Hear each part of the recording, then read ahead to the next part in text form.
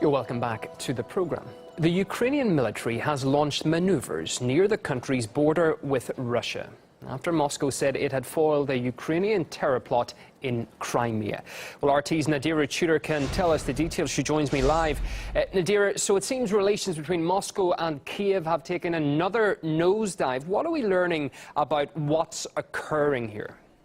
Well, it certainly seems that the tensions are escalating between Russia and Ukraine, and there's been a lot of verbal table tennis. So what I can give you is a quick overview as to what each side are doing and what they're saying. So we start with the Ukraine's president has ordered military units to the country's east on the highest level of alert, ready for combat. Russia are also carrying out military drills, a naval drill, a 3-day exercise that they've said is there to countermeasure any potential threats.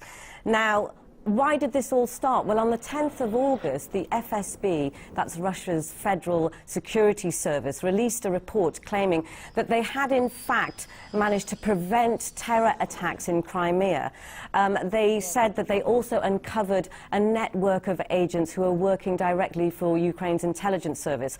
To substantiate their claims, what they did was release a video of one of the suspects getting questioned. So we can have a quick look at that now. I was invited to Kiev, where I was told about the formation of a group that would be sent to carry out acts of diversion in Crimea. The group was comprised of active officers from Ukraine's military intelligence service. The operation was prepared by Ukraine's defense ministry. The plan was to blow up Russian military hardware. And of course, there was a high risk of killing people in the process. Now, Kiev have denied allegations, and they've called for a special closed session of the UN Security Council. Russia's ambassador has reacted. Russia's UN envoy has accused the Ukrainian government of trying to draw attention away from what he's called chaos in Kiev. Vitaly Churkin also said that Ukraine is failing to hold up its end of the Minsk agreements, which call for a ceasefire in eastern Ukraine. And then what I can say is that this recent escalation really will be worrying to the international community. Several organizations have come out and called for calm, including NATO and the Russian Foreign Ministry. And if both sides agree and adhere to what has been recommended, then maybe this latest spat between Russia and Ukraine will eventually die down. Yeah, we're going to have live reaction to that final point Nadira made in just a moment. Nadira Tudor bringing us up to date about what we know at this stage. Thank you. Well, indeed, let's discuss this now with Paris-based Professor Bruno Drewski. Bruno, you're very welcome back to the programme.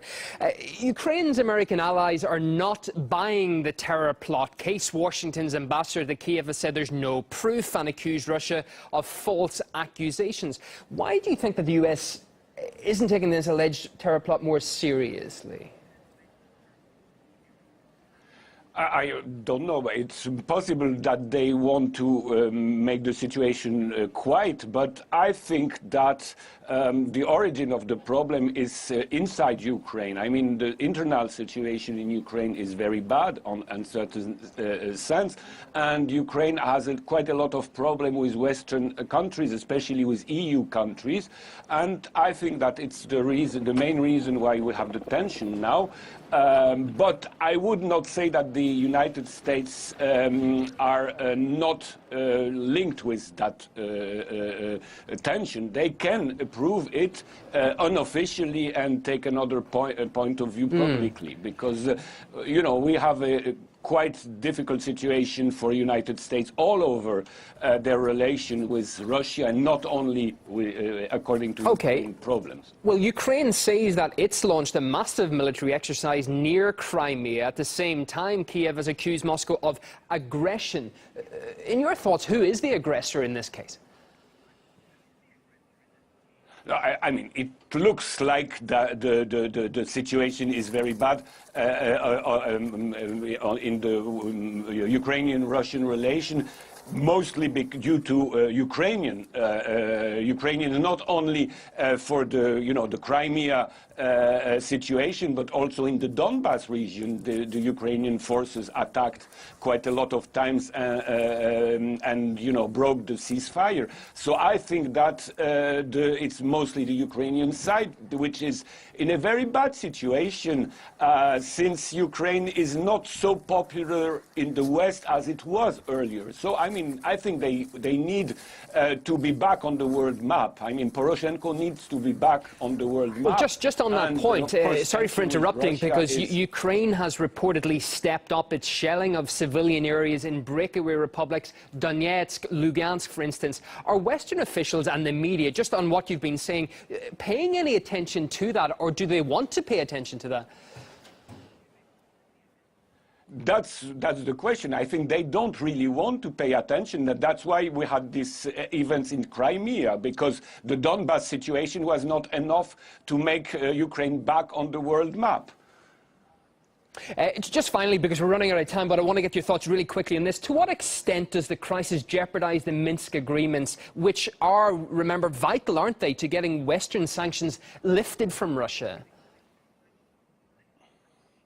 I think the reaction of Russia shows that Russia wants now to make pressure over the West concerning the Ukrainian question, because the Western countries didn't force Kiev to compromise. So in a certain sense now I think Russia is pushing Western European country mainly, to be serious with the Minsk agreement and to force Kiev to some compromise. And it's a test from Moscow. How can they push mainly Germany to change their behavior? Professor at the National Institute of Languages and Eastern Civilization, Professor Bruno Druski, thank you very much.